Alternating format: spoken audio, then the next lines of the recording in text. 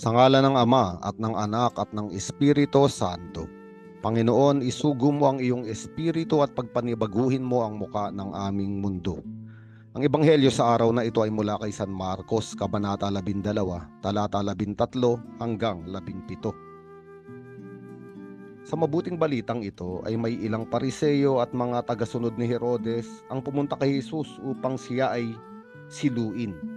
At ang patibong na kanilang ginamit ay patungkol sa pagbabayad ng buwis.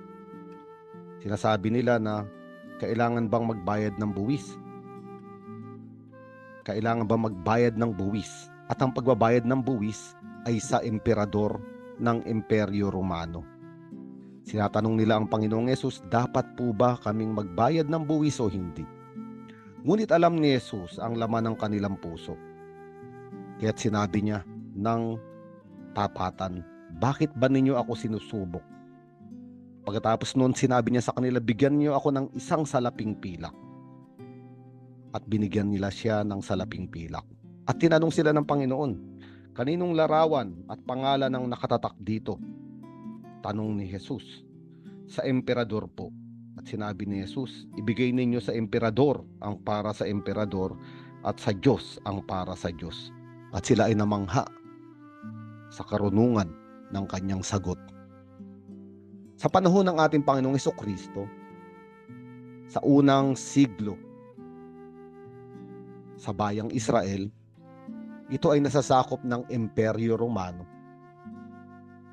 At ang mga salaping ginagamit doon ay ang salapi na ginagamit ng Imperyo Romano o ng Roma.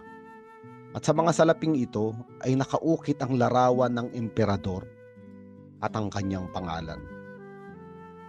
Kaya nga ito yung salaping pilak na ibinigay sa Panginoong Hesus, kung saan ibinigay niya ang isang napakalalim at makahulugang sagot upang bigyan liwanag ang patibong na ginagamit nila upang siya ay siluin at akusahan. Sapagkat kapag sinabi ng ating Panginoong Hesukristo na hindi natin kailangang magbayad ng buwis, siya ay susuplong sa mga sundalong Romano at siya ay dadakpin. Ngunit kapag sinabi naman niya na kailangan nating magbayad ng buwis, siya ay hahatulan ng Sanhedrin na siya ay taksil sa bayang Israel at taksil sa iisang Diyos ng bayang Israel, sapagkat siya ay naglilingkod at sumasamba sa emperador. Sapagkat ang emperador noong panahon ng ating Panginoong Hesukristo ay itinuturing na Diyos. Kaya nga merong tinatawag noon na emperor worship o pagsamba sa mga emperador. Kaya nga sa kalaliman ng karunungan ng Panginoon, sinabi niya, kaninong larawan at pangalan na narito sa salaping pilak? Sinabi ng mga pariseyo at mga tagasunod ni Herodes, sa emperador po. Sabi ni Jesus, ibigay sa emperador ang sa emperador, ngunit ibigay sa Diyos ang dapat sa Diyos. Ngayon ang salitang mahalaga rito ay ang salitang larawan. Kaninong larawan ito? Kung sa salapi ay naroon ang larawan ng emperador, ang salapi ay para sa emperador. Ngunit sa aklat ng Henesis ay may mahalagang salita na nakaugnay sa mabuting balitang ito. Sinabi sa aklat ng Henesis, nilikha ng Diyos ang tao sa kanyang wangis at larawan. Ngayon tayo ay maliliwanagan. Nasaan ang larawan ng Diyos? Na kanino ang wangis at larawan ng Diyos? Nasa tao. Kaya sinasabi ng ating Panginoong Hesukristo, ang salapi, ang kayamanan sa daigdig na ito ay ibigay sa emperador, ibigay sa makamundong pamumuno. Ngunit ikaw, ako, mga taong nilikha sa wangis at larawan ng Diyos, ibigay ang ating mga sarili, ang ating buhay sa lumikha sa atin, sa ating Diyos. Sa likod ng mga salitang ito ng ating Panginoon, mauunawaan natin kung bakit tayo nilikha, para saan tayo nilikha, ano ang ating layunin, saan tayo patutungo, at ano ang ating kahulugan. Sa daigdig na ito, totoo, kailangan natin ng salapi para sa pang-araw-araw na buhay. Ngunit ang salapi ay hindi ang ating Panginoon.